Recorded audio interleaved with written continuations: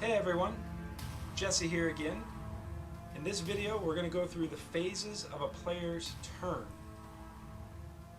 We are playing against the Scythian, who are the cards in red, and we are playing as the Jotun, the cards in blue. The Scythian player has already taken their turn this round. We are now picking up in the middle of the fourth round of the game, and we are playing as the off-initiative player. The first phase of my turn is called the reset phase. In the reset phase, we take any cards that are rotated horizontally or activated, and we reset them to a vertical position. We next step into our draw phase and draw 2 new cards from the top of our play deck. Now we step to the influence phase, and in the influence phase we choose any card from our hand and play it face down into our influence row. Some cards are better in our influence row than others, but any card may be an influence card. The game now opens up a command window where we can play cards with threshold costs from either our hand or our influence row. At this particular stage of the game, we have no cards to play, so we will step into the sight phase. In the sight phase, we are now going to be able to establish a sight onto the battlefield. We're going to play that sight from either our hand or our influence row. That sight costs influence.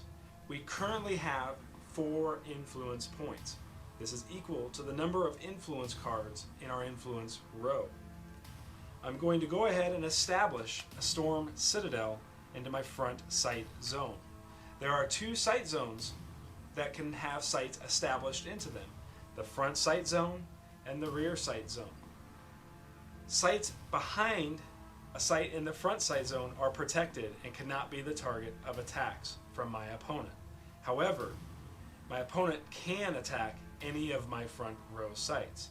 The Storm Citadel, which I paid 4 influence for, has a defense value of 7 and an attack value of 2.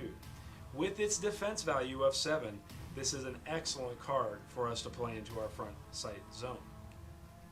Next, we will have a new command window open, and inside this command window we can reveal any cards with a threshold cost from either our influence row or our hand. In this case, we want to take action. We're going to go ahead and reveal a Spoils of War from our influence row.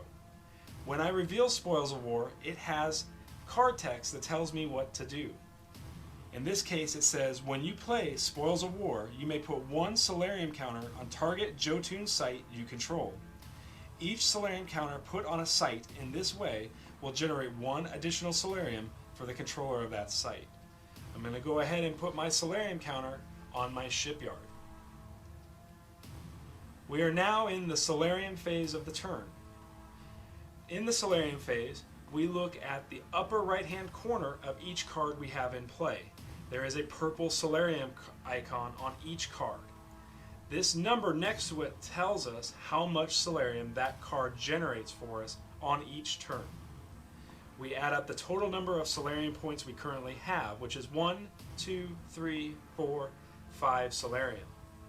The game now opens a new command window, and I can play any cards with an influence threshold from either my influence row or my hand.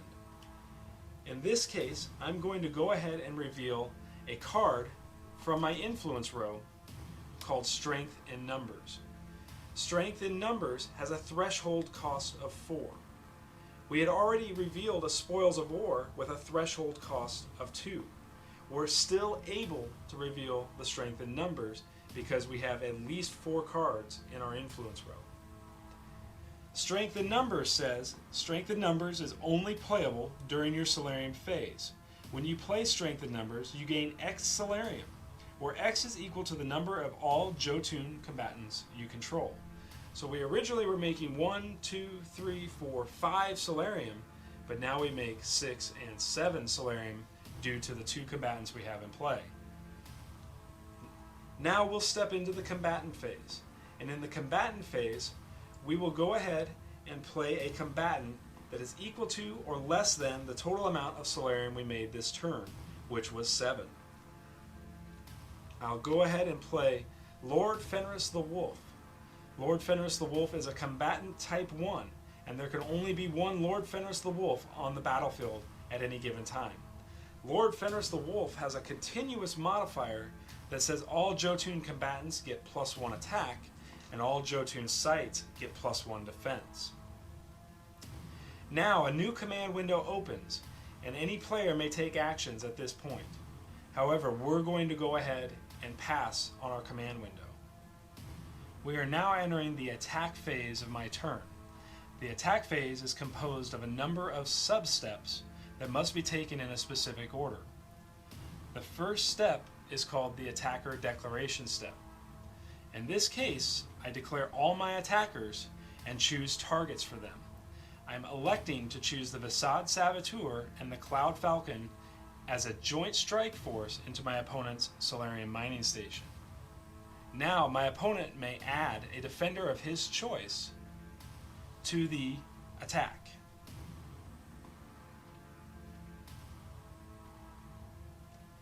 He has chosen to defend the Vasad Saboteur with his Solarium Excavator. The Solarium Excavator could not defend the Cloud Falcon because it has a special ability called Flight. Next, the game proceeds into the keyword value step and triggers any modifiers that affect attackers or defenders. In this particular example, there are no triggered modifiers to apply. Now the game proceeds into the command window, and I have first priority to add any effects to the command chain. I will go ahead and reveal and add an Art of War to the command chain. This is an action, and my opponent may respond to this action with an action of his own. He has chosen to reveal a feedback. Feedback will allow him to target a combatant on my board and deal damage to it directly. He's going to make his choice for which combatant. I will now respond to his feedback using my Storm Citadel's activated ability, which puts a +2/+2 on target combatant. He would now have the opportunity to respond. However, he has no additional response at this time. Now the command chain will resolve. I will resolve first by resolving the Storm Citadel and applying a +2/+2 to the Cloud Falcon. His feedback will now resolve and deal X damage to target combatant, where X was equal to half his Solarium generation this turn, rounding down. He made 1, 2, 3, 4, 5 Solarium this turn, so he will do 2 points of damage to my Cloud Falcon. Next, the Art of War will resolve. An Art of War will provide all Jotun combatants I control with a +1/+1. But if I control a Jotun type 1 combatant, all Jotun combatants will get a +2/+2. So I will add to that modifier and give all my combatants +2/+2. Next, we proceed into the Alpha Strike damage step. None of our combatants on the board have Alpha Strike, so we skip this step of the attack. We now go to the damage dealing step of the turn, and all attackers and defenders now activate. They cannot be modified any further on this particular attack. We will go ahead and resolve first our Vasad Saboteur, since it was defended by the Solarium Excavator. Our Vasad Saboteur has a 2 attack value base, now modified by Art of War and Lord Fenris to 5. The Solarium Excavator has a 0 attack base and 2 defense with no modifiers currently on the board. This means that the Solarium Excavator will not live through this particular attack. However, he was able to absorb 2 of the 5 attack value the Vasad Saboteur had. So now, the remaining 3 attack value is applied directly to our opponent's Solarium mining station, reducing its defense value to 1. The Cloud Falcon will get to deal 3 plus its additional 2 modifier for 5, as well as an additional 3 modifier from the Art of War and Lord Fenris to a now reduced sight defense value of 1. This means the opponent will take 7 points of blast through damage directly, and his health total will be reduced from 25 to 18. The sight has 2 attack value, which has to be assigned back into my combatants. I, as the attacking player, get to choose how that 2 damage is resolved, and I will go ahead and apply the 2 damage directly to my Vasad Saboteur. Now the Sularian mining station is removed from the battlefield, and the opponent loses health equal to its influence cost, which is 2, reducing his health total now to 15. The game now steps into the discard phase, and in the discard phase we check for at least no more than 7 cards in our hand. Once we have less than 7 cards in our hand, or discard down to 7 cards, the game proceeds into the end phase of the turn. In the end phase of the turn, all modifiers that were applied to combatants that are not ongoing are removed, and their attack and defense values are reset back to their original printed values. And that summarizes one turn of play in Battle for Sularia.